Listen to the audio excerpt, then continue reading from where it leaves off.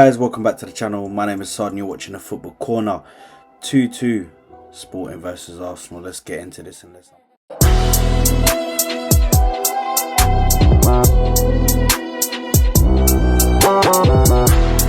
So welcome back to the channel, guys. Please, before we get started, please make sure to go down below, make sure to like, subscribe, comment about Arsenal and the game that we're going to talk about today. So wow, what a game, what a game. It was a difficult fixture. You're going away from home. I believe it's always a hard place for us to going to Portugal. Sporting definitely gave us a game. It was definitely a big scorer. I personally thought it was going to be a 1-0 to Arsenal, close game. We might just creep in and score one goal, but as you can see, guys, we scored first, then they scored, and then they scored again, and then we scored an own goal. So guys, it's to be honest, the performance, I personally don't think we had that great of a performance today. Kivior looked very shaky. First game starting for Arsenal, it's definitely going to make you nervous. He's not going to be too confident on the ball. I can really I can give him a pass for this game because it's his first game, so I can understand that the nerves are going to be there playing for us for your first game, especially in the Europa League game, especially away from home and especially in Portugal. The fans for them were very, very hostile towards us, so you know, it was a lot of noise, but our away fans, they made noise as well. I've always got to big up the away fans, because making those trips across the world to different countries and supporting the Arsenal, it's just such an amazing way to support the team. So guys, the first goal, Saliba, Willy Saliba, back on the score sheet again, scoring a header. It was a really good header, very dominant in the air when he scored it. Saliba didn't have really a bad game at the back. Didn't have to really make that many challenges, to be honest.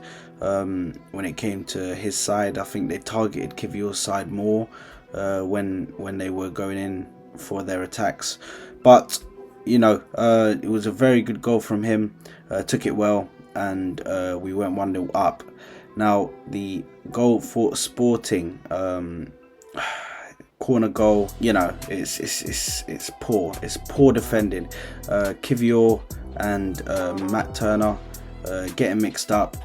The communication wasn't really there, but then I see on Twitter there's a video showing exactly what Turner was doing. He was saying, "Me, it's my ball," and he goes up for it, and he kind of fumbles it, and it's a poor goal to concede, a very poor goal defensively to concede, and we shouldn't be making those kind of mistakes, especially in European games. We have to make every single possession count. We have to make every single defensive performance count, because you can get kicked out of this game, and I really do want to win the Europa League. I really want to win the Europa League. So at least we can give them some sort of experience in getting to the final and winning in the Europa League. The second goal for Sporting was the next goal that was scored in the game. Now, it felt like they fell asleep. They genuinely fell asleep. You have to be switched on every single time.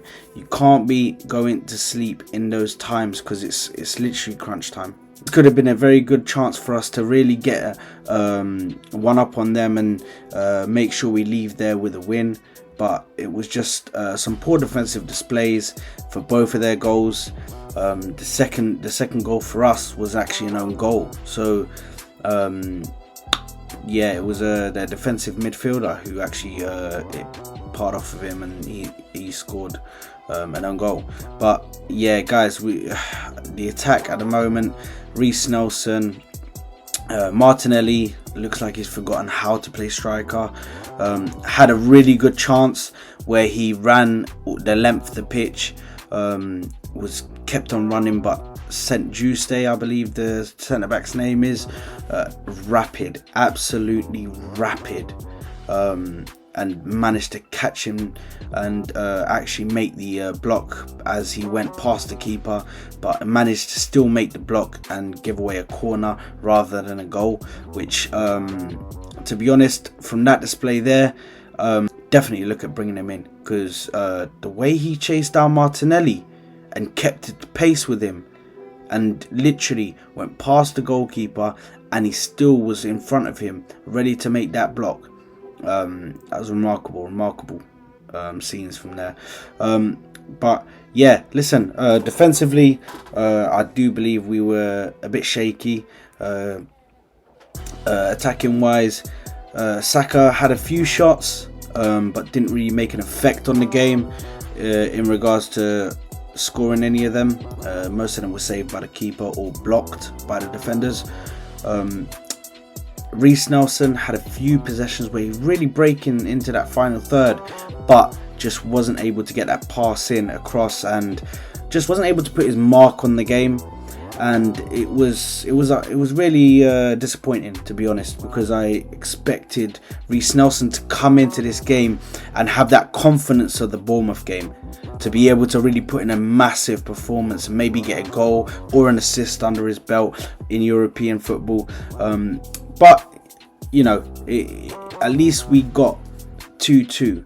So at least we've got a draw in this game. So we go into the Emirates 0-0 basically, and we can really play for that win. I believe we'll play much better at home with the home fans behind us. I will be going to that game, so I cannot wait to be in that stadium when we play Sporting in the second leg fixture.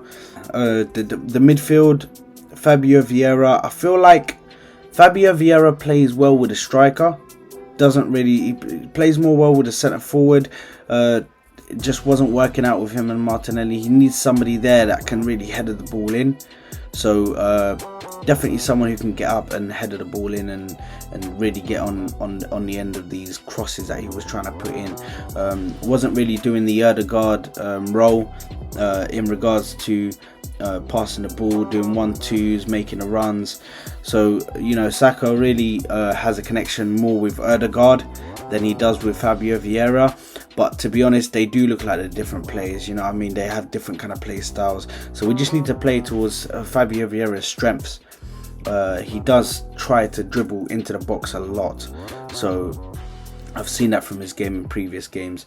As for the other midfielders, Granit Xhaka tried to get into possession a lot. Didn't have the best game, but still was effective at times. Was able to get in, have some 1-2s with Reece Nelson as well as Zinchenko. Zinchenko came off in the 60th minute, I believe it was, or 65th minute. But yeah, I believe he's been saved for the Fulham game. You know, that's a very important game that we've got coming up. So we just need to focus on the games at hand that we have coming up. Now, Gabriel Jesus did not travel with the squad. I genuinely thought that he was going to travel with the squad, given I've heard reports from the media on Twitter and all sorts like that.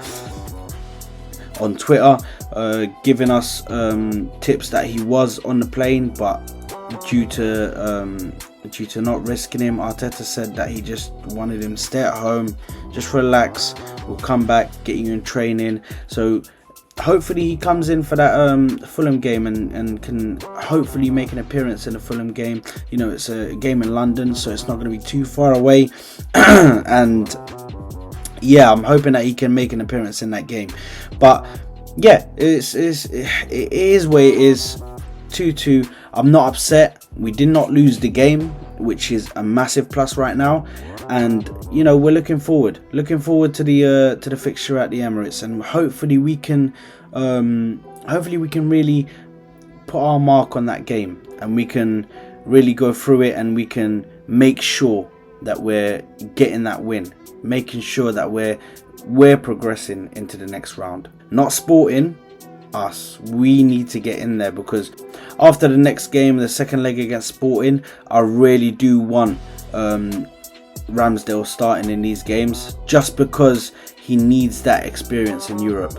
Because next season he's going to be playing in those Champions League games. We're not going to be playing Turner in these Champions League games, so we need to have Ramsdale getting some sort of European experience, and hopefully we can push on. We can win the second leg for this fixture, and we can really get going in the Europa League, and hopefully we can go ahead and win it. There are still some good teams in it, so we'll see what happens. But when it came to defending corners and stuff like that, it wasn't the one at the moment. And I realistically don't know what's going on with the set pieces. Defending them, I don't know whether the squad is confused, whether we're making simple errors that are just leading to goals from these set pieces. Because if you look at last season, we were absolutely immense at defending these set pieces. We were dominant in defending these set pieces, but it just seems like we just keep on conceding. I think it's a few games that we've actually not been able to defend from a set piece and actually been scored against and conceded from a set piece. So definitely need to look at seeing whether the set piece coach can have a look at this and try and see if there's a way where we can come up with a way where we stop conceding these goals. Guys, that's it for my match reaction for the Sporting versus Arsenal game. If you enjoyed the reaction, please make sure to like, subscribe, let me know what you think down below, as I said before at the start. And thank you very much, guys. See you later. I love you guys. Come on, you Gunners, let's go.